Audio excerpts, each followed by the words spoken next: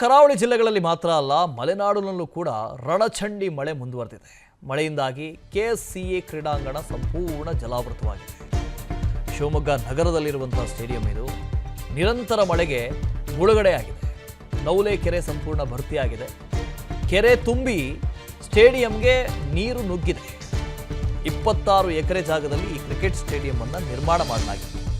ಪ್ರತಿ ಮಳೆಗಾಲದಲ್ಲೂ ಕೆರೆ ತುಂಬಿ ಆ ಕೆರೆ ನೀರು ಸ್ಟೇಡಿಯಂಗೆ ನುಗ್ಗುತ್ತೆ. ಸ್ಟೇಡಿಯಂ ಜಲಾವೃತವಾಗಿದೆ. ಸ್ಟೇಡಿಯಂ ಜಲಾವೃತದ ಹಿನ್ನೆಲೆಯಲ್ಲಿ ಕ್ರಿಕೆಟ್ ಫ್ಯಾನ್ಸ್ ಬೇಸರ ವ್ಯಕ್ತಪಡಿಸಿದ್ದಾರೆ. ಈ ಮಳೆಯಲ್ಲಿ ಎಂಥ ಕ್ರಿಕೆಟ್ ಆಡ್ತಾರೆ. ಆದರೂ ಕೂಡ ಪ್ರತಿ ವರ್ಷ ಈ ಸ್ಟೇಡಿಯಂಗೆ ಕ್ರೀಡಾಂಗಣಕ್ಕೆ ನೀರು ನುಗ್ಗುತ್ತೆ ಅಂತ ಬೇಸರ ವ್ಯಕ್ತಪಡಿಸಿದ್ದಾರೆ. ಸುಮಾರು 26 ಎಕರೆ ಜಾಗದಲ್ಲಿ ಈ ಕ್ರಿಕೆಟ್ ಸ್ಟೇಡಿಯಂ ನಿರ್ಮಾಣ ಆಗಿದೆ. ಅಲ್ಲಿ ನಾವು ಗಮನಿಸ್ತಾ ಇದ್ದೀವಿ. ಕೆಎಸ್ಸಿಎ ಕ್ರೀಡಾಂಗಣ ಇದು ನೋಡಿ. ಇಡೀ ಕ್ರೀಡಾಂಗಣವೇ ಸಂಪೂರ್ಣವಾಗಿ ನೀರಿನಿಂದ ಆವರಿಸಿಕೊಂಡು ಭರ್ತಿಯಾಗಿದೆ. ಅಂದರೆ ಅದರ ಪಕ್ಕದಲ್ಲೇ ಒಂದು ಕೆರೆ ಇದೆ. ಆ ಕೆರೆ ತುಂಬಿರೋದ್ರಿಂದ ನವಲೆ ಕೆರೆ ಅಂತ, ನವಲೆ ಕೆರೆ ಸಂಪೂರ್ಣವಾಗಿ ಭರ್ತಿಯಾದಾಗ ನವಲೆ ಕೆರೆಯ ನೀರು ಈ ಮೈದಾನಕ್ಕೆ ಹರಿಯುತ್ತೆ.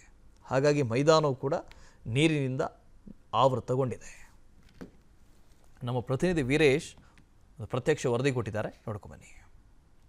ನಿರಂತರವಾಗಿ ಮಳೆ ಸುರಿಯುತ್ತಿರುವಂಥದ್ದು, ಮಳೆ ಆರ್ಭಟದಿಂದ ಕ್ರಿಕೆಟ್ ಸ್ಟೇಡಿಯಂಗೂ ಈಗ ನೀರು ನುಗ್ಗಿರುವಂಥದ್ದು. ನಾವೀಗ ಶಿವಮೊಗ್ಗ ನಗರದ ನವಲೆಯಲ್ಲಿರುವಂತಹ ಕರ್ನಾಟಕ ರಾಜ್ಯ ಕ್ರಿಕೆಟ್ ಸಂಸ್ಥೆಯ ಆವರಣದಲ್ಲಿರುವಂಥದ್ದು. ಇಲ್ಲಿ ನೋಡಬಹುದಾಗಿದೆ, ಕ್ರಿಕೆಟ್ ಸ್ಟೇಡಿಯಂ ಏನಿದೆ ಸಂಪೂರ್ಣವಾಗಿ ಈಗ ಜಲಾವೃತವಾಗಿರುವಂಥದ್ದು. ಕೆರೆಯಂತೆ ಕ್ರಿಕೆಟ್ ಕ್ರೀಡಾಂಗಣ ಈಗ ಆಗಿರುವಂಥದ್ದು ನೋಡಬಹುದಾಗಿದೆ. ಯಾವ ಪ್ರಮಾಣದಲ್ಲಿ ಕ್ರೀಡಾಂಗಣದೊಳಗೆ ನೀರು ನುಗ್ಗಿದೆ ಅನ್ನೋದು ಕೂಡ ನೀವು ನೋಡಬಹುದಾಗಿದೆ. ಅಂದರೆ ಇದು ಪಕ್ಕದಲ್ಲಿದ್ದಂತಹ ಕೆರೆಯ ಜಾಗ ಆಗಿರುವಂಥದ್ದು. ಇದು ಏನು ಸಾಕಷ್ಟು ವರ್ಷಗಳಿಗೆ ಲೀಸ್ ಮುಖಾಂತರ ತೆಗೆದುಕೊಂಡು ಕ್ರಿಕೆಟ್ ಸ್ಟೇಡಿಯಂ ಅನ್ನ ನಿರ್ಮಾಣ ಮಾಡಲಾಗುತ್ತೆ. ಕರ್ನಾಟಕ ರಾಜ್ಯ ಕ್ರಿಕೆಟ್ ಸಂಸ್ಥೆ ಈ ಸ್ಟೇಡಿಯಂನ ನಿರ್ಮಾಣ ಮಾಡಿರುತ್ತೆ. ಈಗ ಸಾಕಷ್ಟು ರಣಜಿ ಪಂದ್ಯಗಳು ಕೂಡ ಇಲ್ಲಿ ಈ ಸ್ಟೇಡಿಯಂನಲ್ಲಿ ನಡೆದಿರುವಂಥದ್ದು. ಆದರೆ ಇದೀಗ ಏನು ನಿರಂತರವಾಗಿ ಮಳೆ ಸುರಿತಿರುವಂಥದ್ದು, ಮಳೆಯ ಆರ್ಭಟದಿಂದ ಈಗ ಕ್ರಿಕೆಟ್ ಸ್ಟೇಡಿಯಂ ಸಂಪೂರ್ಣವಾಗಿ ಜಲಾವೃತವಾಗಿರುವಂಥದ್ದು.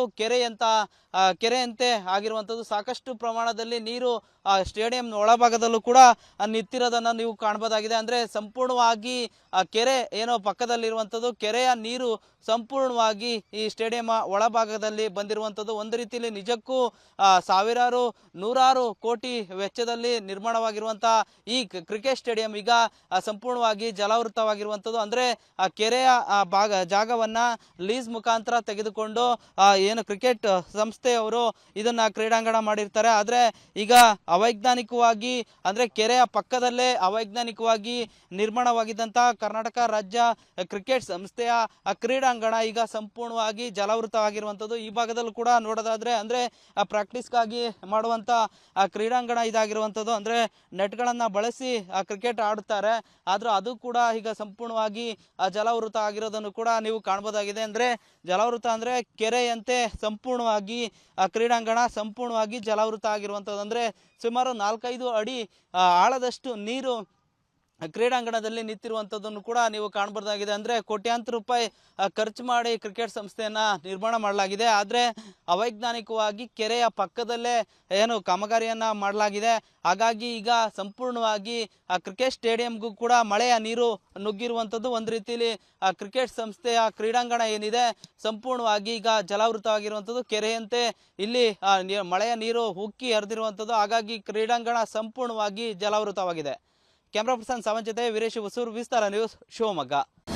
ಅನುಕ್ಷಣದ ಸುದ್ದಿಗಳಿಗಾಗಿ ವಿಸ್ತಾರ ನ್ಯೂಸ್ ಯೂಟ್ಯೂಬ್ ಚಾನೆಲ್ ಸಬ್ಸ್ಕ್ರೈಬ್ ಮಾಡಿ.